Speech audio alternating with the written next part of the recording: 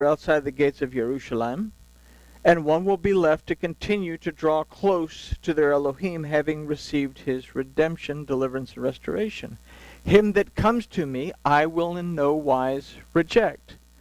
So with this in mind, let's consider verses 38 through 40. For I come down from heaven, not to do my own will, but the will of him that sent me. And this is the Father's will which has sent me, that of all which he has given me I should lose nothing, but should raise it up again in the last day. And this is the will of him that sent me, that everyone which sees the Son and believes on him may have everlasting life, and I will raise him up in the last day.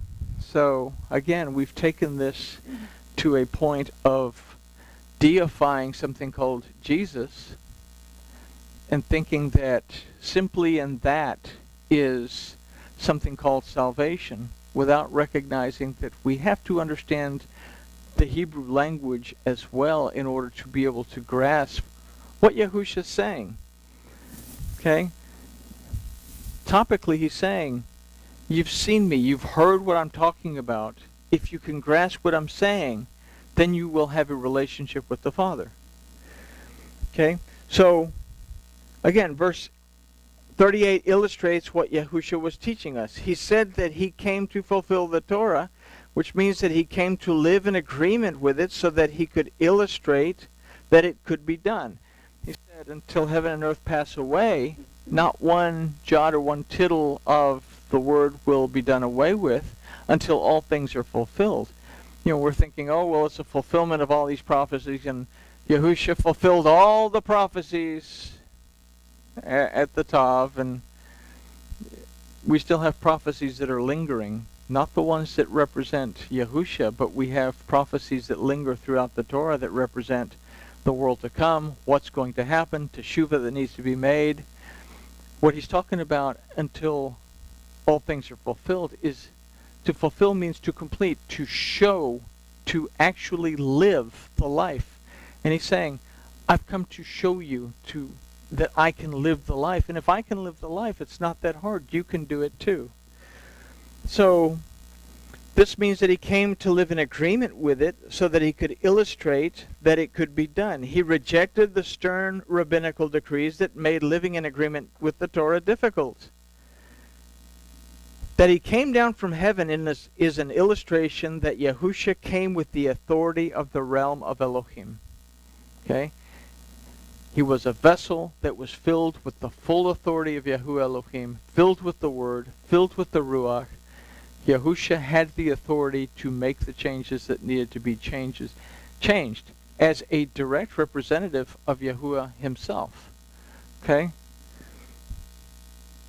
So, Yahushua came down with the authority of the realm of Elohim, more than the idea that Yahushua lived in some place called heaven before his earthly existence. This is one of the Jesus is God scriptures that we have.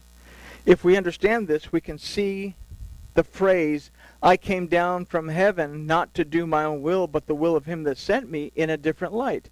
Yahushua came with the authority of Yahuwah Elohim to teach us to live according to the will of the Father, and he came to reestablish the Torah, the instruction of Yahuwah, back into the life of the Adam. Verses 39 and 40 show us that the goal was to bring restoration back to the Torah of Yahuwah so that there would be no loss. Again, even in Yahushua's day, they were struggling with rabbinical Judaism that was drawing the people into very difficult methods of worship. And Yahushua said, you tell everybody else to do it, but you won't do it yourself. You strain at a gnat, and swallow a camel kind of thing. So, in the Yochanan community, not only were they dealing with the harsh rabbinical takanot and decrees, but they were also dealing with the conversion of what were the early believers into what would become Christianity, that also went contrary in a lot of ways to, well, of course, the Torah, because I said you don't need the Torah, and if you're caught reading the Torah or keeping the feasts and festivals or anything else, you'll be excommunicated. but that also began to tear at the Yochanan community to fall into a more pagan type lifestyle. And this came along by, again, I use the name Nicolaitanes, but we consider the assembly of Thyatira under Jezebel. Thyatira was a very, well, it was union dominated. If you weren't part of a union, you didn't work. And Jezebel was saying, oh, it's okay. Yeah, just go ahead and join the union. Do your work. It's okay. You have to have an orgy here and there. No worries. You have to worship this god or that god. You know, make your sacrifices, and then come on back, and you know, it'll all be forgiven, and we'll have church. Okay, and this is the mentality that the Yochanan community was struggling with. Is, okay, I understand that you want to do what the master taught. I understand you want to keep Torah, but you know, it's not. You can bend it just a little bit and do a little bit of this and a little bit of that, and eventually a little bit of this and a little bit of that becomes a great deal of this and that. Before you know it, you are one of the 41,000 different denominations of Christianity, or the multiple denominations of Judaism. Or so we understand where we're going here is that Yochanan is trying to teach the Yochanan community to stay on track and not to stray to the right or to the left. So glad I got that over with. All right, so if we understand this, we can understand I came down from heaven, not of my own will, but the will of him that sent me. Yahusha came with the authority of Seh HaElohim to teach us to live according to the will of the Father, and he came to reestablish the Torah, the instruction of Yahuwah, back to the life of the Adam. So verses 39 and 40 show us that the goal was to bring restoration back to the Torah of Yahuwah so that there would be no loss. And we consider the word for see as ra'ah, that meant to perceive, discern, and understand. To see something. I see that this cup is here. This is ra'ah. I'm seeing the cup. I'm acknowledging the presence of that. The Hebrew word for son is ben, that comes from the root bana, that means to redeem and to restore and to establish. The Hebrew, so in the phrase that everyone which sees the Son, we can consider that those who perceive and discern and understand what redemption and restoration is, and believes in and applies the instruction of Yahuwah Elohim moving towards it, is one that may have everlasting life and that will be raised up on the last day. What did the Son come to teach us? He came to teach us exactly this. Stay focused on the Torah. Walk according to the Torah. Believe that I came here to bring you restoration, and we'll get into the crucifixion part in the next couple of studies or so. But he came to reunite humankind back to Elohim. So 41 and 42 illustrate the dangers of literal interpretation. It says, the Yahudim then murmured at him because he said, I am the bread which comes down from heaven. And they said, is this not Yahusha, the son of Yosef, whose father and mother we know? How is it then that he said, I come down from heaven? You can't be who you say you are.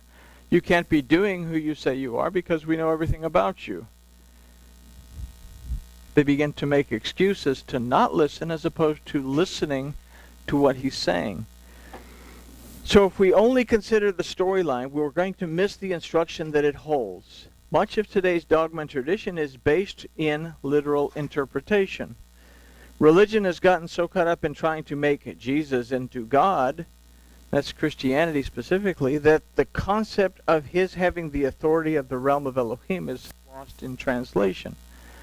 He's not the vessel that has the authority of Yahuwah to come forth and make changes. He's not an example of us who are vessels for the Ruach and the Word of Yahuwah that can come forth and change our lives or transform the lives of others.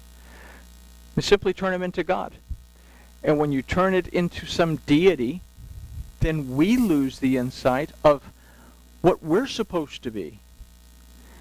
We're supposed to be vessels that are restored back to the state of the Adam prior to the transgression, that goes out to the world and ministers to this world and does what it can to lead these fragments back into the whole. So, the Zohar gives this warning. Woe to the one who sees the Torah as mere stories and narratives. We must be aware of this and take heed of what Yahusha says in verses 43 and 44. Yahusha therefore answered and said to them, Murmur not among yourselves. No man can come to me except the Father which has sent me draw him, and I will raise him up in that last day. It's a very, very important little verse. How does Yahuwah our Father draw us to Yahusha, the redemption, deliverance, and restoration in his name of Yahuwah? It is through the Torah, and when one is able to apply this to his or her life, it is the Ruach of Yahuwah that leads us in the direction of life. This is the opposite of verse 43 that illustrates our desire to argue about what the Bible says according to our literal interpretation of it. And this is reinforced in verse 45. It is written in the prophets, and they shall be all taught of Yahuwah. Every man therefore has heard and has learned of the Father comes to me. So we must be engaged in the Torah. They shall all be taught of Yahuwah. And in the prophets, it is written in the prophets, before we can understand Yahusha. Only in this can we perceive, discern, and understand the Father, and only in this can we truly approach the Father. So if we can understand this concept, we can understand verse 46 that says, Not that any man has seen the Father, save he which is of Yahuwah, he has seen the Father. A lot of our modern day English translations, these he's would all be capitalized because they're trying to say that Yahusha is talking about himself in this particular verse. But let's consider it from this point of view. This verse is not about Yahusha having seen the Father because he was with the Father in some place called heaven. It is about our being able to see the Father by and through his word. Again, Ra'ah, our ability to perceive, discern, and understand the Father by and through his word. What does the Torah teach us about? It teaches us about who Yahuwah Elohim is, how do we approach Yahuwah Elohim, how do we love Yahuwah Elohim with all of our heart, with all of our soul, mind, and strength. It teaches us how to find our rest in Yahuwah, how to respect our lives and the lives of others in Yahuwah, and how to not violate the last 5 of the commandments within that. So we draw near to Yahuwah our Elohim through his word. Verse 47 says, Verily, verily, I say to you, he that believes on me has everlasting life. The Torah is also known as Yahusha throughout the Tanakh, as it contains the instructions that lead the Adam towards redemption, deliverance, and restoration of Yahuwah, who is Elohim. Oftentimes we find this word for the Torah is called the deliverance of Yahuwah in Scripture.